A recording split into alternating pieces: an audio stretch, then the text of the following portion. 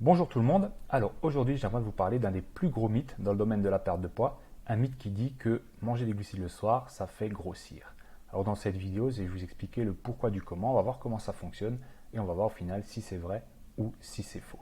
Alors déjà pour poser les bases de cette vidéo, on va se dire qu'à 2000 kcal par jour, vous êtes à un niveau de maintien, vous ne prenez pas de poids, vous n'en perdez pas, non, votre poids est stable à 2000 kcal en moyenne par jour.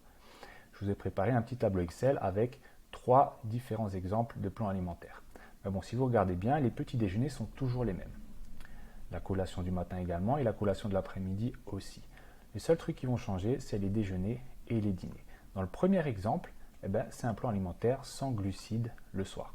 On a 200 g de pâtes le midi, la majorité des glucides sont donc le midi, et le soir, on n'a rien. Pour un total calorique de 2000 kcal.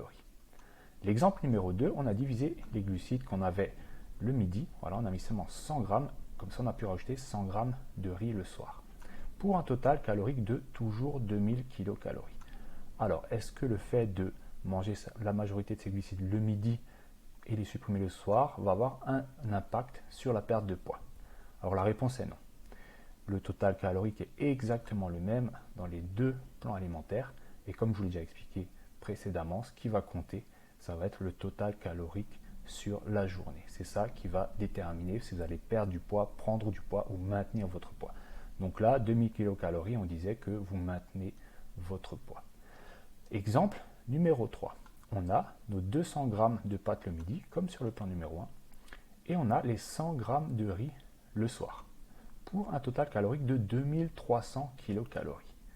Donc là, vous êtes au-dessus des 2000 kcal par jour, vous êtes en surplus calorique, donc sur le plan numéro 3, potentiellement vous allez prendre un peu de poids.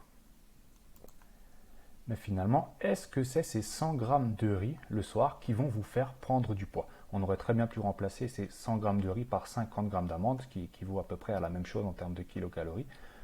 À partir du moment que vous allez dépasser, vous allez de toute façon prendre du poids.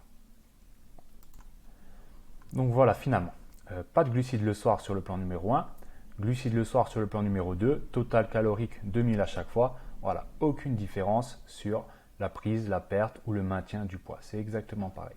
Mais personnellement, moi, ce que je conseille le plus souvent aux gens que j'entraîne, c'est de diviser un petit peu les glucides pour en avoir un peu le midi, un peu le soir. C'est plus intéressant, ça fait des repas un petit peu plus sympas. La seule différence qu'on va avoir à mettre des glucides le soir ou pas, ça peut être au niveau du sommeil. Certaines personnes vont avoir du mal à dormir avec des glucides le soir, alors que d'autres, au contraire, vont beaucoup mieux dormir avec les glucides le soir.